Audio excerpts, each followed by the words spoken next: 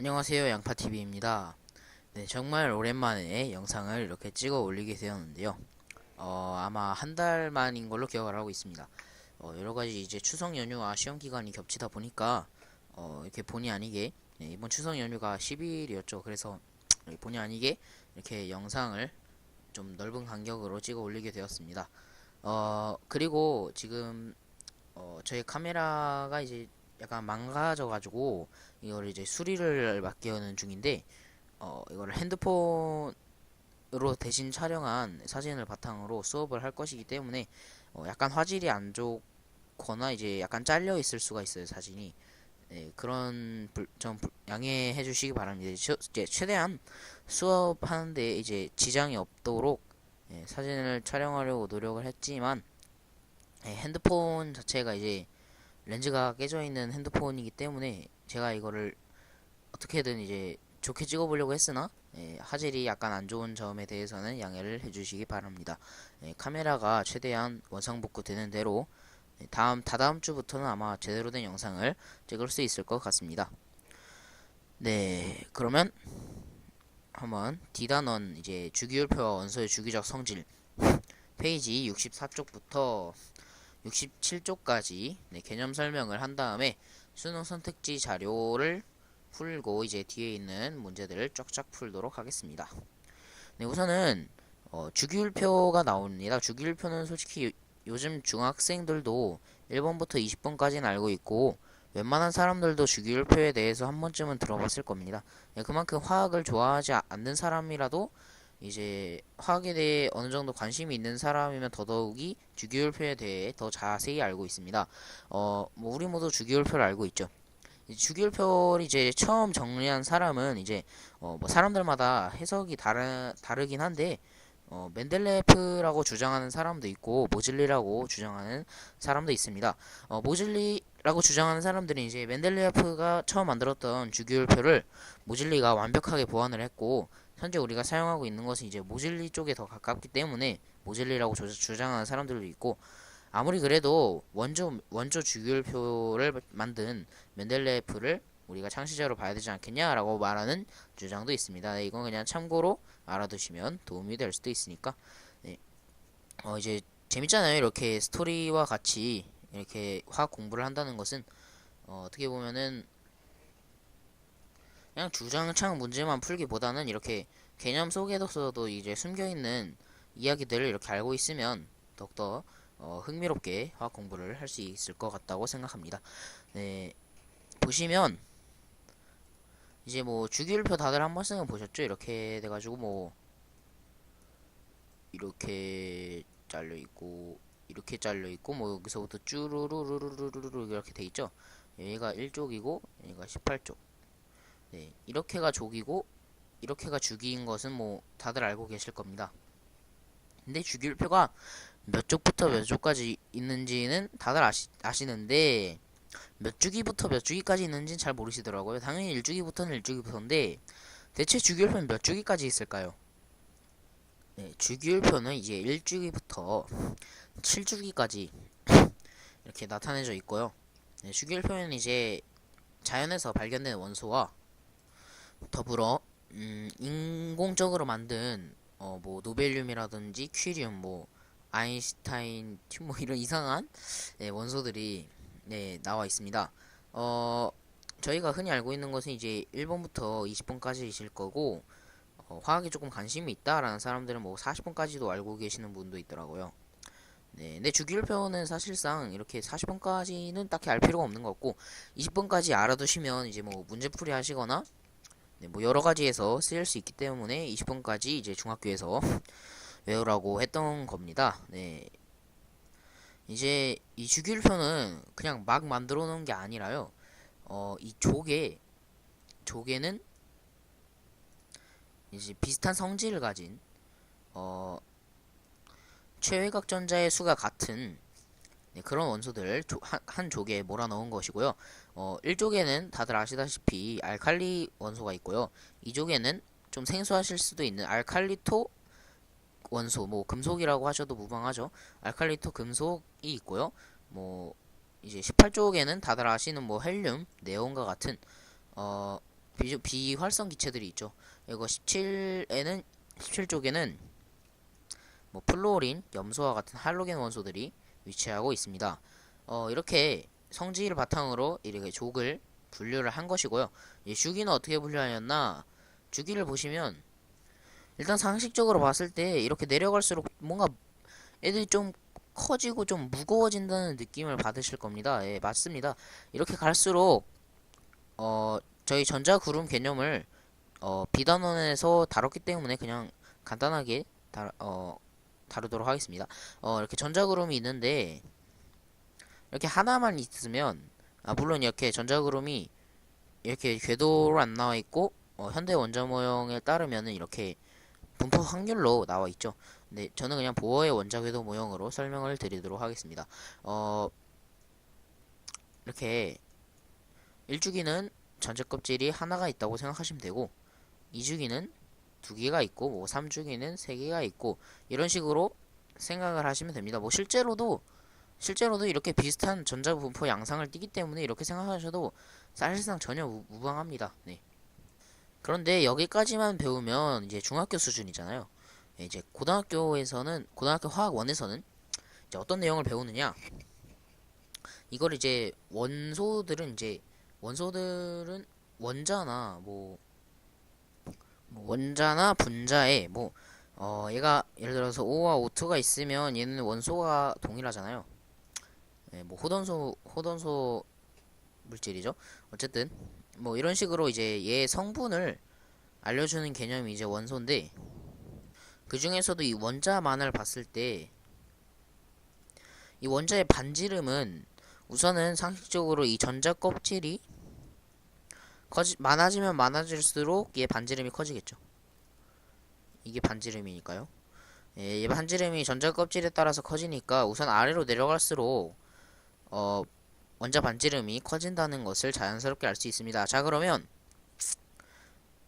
이 세로 방향에서는 이제 이렇게 내려갈수록 원자 반지름이 커진다는 걸 알았는데 그렇게 치면 이 같은 줄에 있는 건 모두 원자 반지름이 같을까요? 네, 절대 아니겠죠?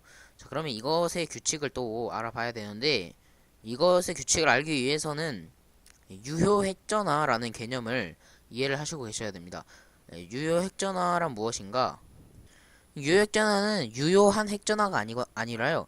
그렇게 해석하셔도 딱히 문제될 건 없는데 쉽게 설명하자면 이 제일 바깥 껍질에 있는 이 전자 하나가요.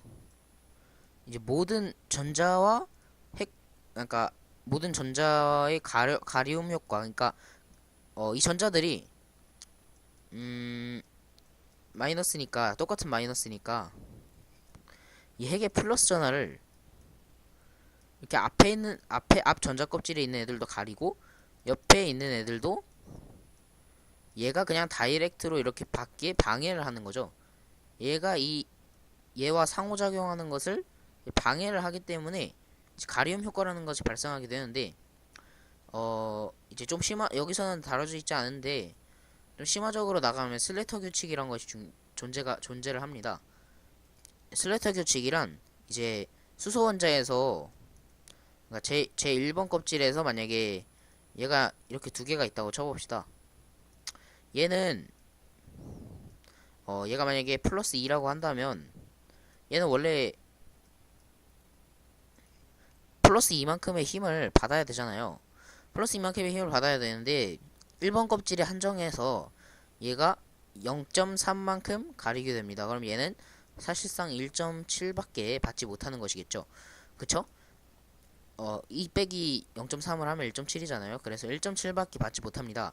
그런데 2번 껍질에 만약에 전자가 하나 있는데 이 아이의 유효핵전화를 알아보고 싶다 한다면 얘 2개를 고려해줘야 됩니다. 이제 얘 바로 앞에 있는 전자 껍질에 전자가 있을 경우에는 이 앞에 있는 전자 한 개당 0.85를 가리게 됩니다. 그러면 총 1.6을 가리게 되죠. 얘는 원래 2를 받아야 되는데 앞에서 1.6을 가려버리는 거예요. 그러니까 이렇게 생각하시면 됩니다. 내가 받을 돈이 100만원인데 이 중간에서 50만원을 가르쳐버렸어요. 그러면 나한테 실질적으로 주어지는 돈은 50만원이겠죠. 네, 그런 식으로 생각하시면 얘는 원래 플러스 2만큼의 힘으로 땡겨주고 상호작용이 돼야 되는데 앞에서 0.85만큼 두 번을 가리니까 1.7만큼이 가려지겠죠. 그러면 얘는 실질적으로 0.3만큼밖에 유효액 전화를 가지지 못합니다. 근데 또 신기한 게 뭐냐면 이번엔 얘를 플러스 3이라고 둬봅시다. 근데 두 번째 전자 껍질에 만약에 전자가 두 개 있을 경우에 얘의 유효액 전화를 구하고 싶을 땐 얘가 0.35만큼 가립니다. 네, 첫 번째에서 만약에 두 개 이상이 있을 경우에 다른 한 전자는 다른 전자에게 가려지는데 그때는 0.3만큼 가려진다고 했었잖아요. 근데 이 두 번째 껍질부터는 0.35만큼 가려집니다. 이거는 실제 관측 결과를 바탕으로 한 어떻게 보면 정의라고 하기 좀 그렇고 약속이죠. 약속. 그냥 약속이라고 알아두시는 게 좋을 것 같아요. 네. 이게 어 사실상 엄청난 수식을 막 유도해가지고 공식을 딱 만들어내는데 그 공식에 이렇게 대입을 해보면 실제로 이렇게 0.3, 0.35에 근사하는 값이 툭툭 튀어나오기 때문에 이렇게 약속을 한 겁니다. 네. 그 수식에 대해서는 아직 저도 잘 모르고 네, 네이버는 좀 그렇고 구글의 슬래터 규칙이라고 치면 슬래터 규칙을 이제 어 영어로 쳐야겠죠. 네, 영어로 슬래터즈 털스 룰이라고 치시면 이렇게 치시면 아마 나올 겁니다. 유도 과정이 궁금하신 분들은 네, 이거를 검색해서 한번 찾아보시는 것도 나쁘지 않을 것 같네요. 이제 제가 뒤에서 문제 풀 때 사실상 슬래터 규칙을 쓸 때가 거의 없지만 만약에 좀 이건 이해하기 힘들다. 왜 이것이 유효액 전화가 이렇게 되느냐? 라고 생각하실 수도 있죠. 예를 들어서 왜 여기에 두 개가 있을 때보다 여기에 두 개가 있을 때 얘 양전화의 값은 같은데 왜 얘가 유효액 전화가 더 작습니까? 라고 질문하실 수 있잖아요. 그래서 뭐 그런 경우가 있을지 없을지는 모르겠지만 우선은 알아두시는 게 좋을 것 같아서 이렇게 설명을 드렸습니다. 네, 슬래터 규칙은 이제 알아두시면 화학원에 대해서 이제 좀 더 깊숙하고 심오하게 이제 이해할 수 있기 때문에 네, 설명을 드리는 게 좋겠다고 생각해서 설명드린 겁니다. 네, 이렇게 유효액전화와 가리움 효과에 대해서 설명을 들었는데 가리움 상수라는 것도 있는데 그것은 이제 별로 중요하다고 생각하지 않기 때문에 그냥 넘어가도록 하겠습니다. 네. 봅시다. 네, 보시면 이거 무슨 사진이냐면 네, 페이지 66쪽을 그냥 가져온 겁니다. 이제 원자 반지름에 대해서 알아봤잖아요. 이제 원자 반지름의 주기성에 대해서 알아볼 텐데 주기성이 뭐냐면 주기율표상에서 얘가 이쪽으로 가고 뭐 이쪽으로 가고 이쪽으로 가고 이쪽으로 가냐에 따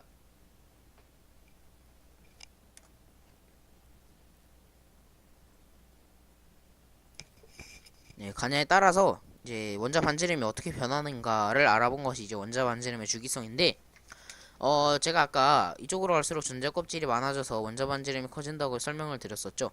네, 그거 맞는데 이제 이쪽으로 가거나 이쪽으로 왔을 때 원자 반지름이 어떻게 변하는지 알아볼 것인데 이쪽 하나만 알아보면 되겠죠. 이 둘 중에 하나. 예, 뭐 이쪽을 알아봅시다. 이걸 먼저 썼으니까요. 네, 만약에 이게 이쪽으로 갈수록 원자 반지름이 커진다면 이쪽으로 갈수록은 원자 반지름이 작아진다는 것을 알 수 있으니까 한 개만 알아보면 되겠죠. 네, 이쪽으로 갈 때 어떤 일이 발생하나요? 같은 주기상에서 이쪽으로 간다면 같은 주기니까 전자 껍질의 수는 같은데 전자 껍질에 이제 분포하고 있는 전자수, 즉 최외각 전자수가 달라지겠죠. 최외각 전자수라고 봐도 무방하겠죠. 여기선 같은 주기니까요. 최외각 전자수가 달라지는데 그러면 이제 가리움 효과가 달라지겠죠. 가리움 효과가 달라지면 유효액 전화가 달라지게 되는데 최외각 전자 중에 아무거나 하나를 뽑았습니다. 이 중에서 이제 유효액 전화를 한번 고려를 해봅시다. 예를 한번 들어드리겠습니다. 제일 만만한 3주기를 한번 봅시다. 3주기는 나트륨부터 마그네슘 이런 식으로 쭉쭉쭉쭉 나가다가 아르곤까지 가게 됩니다.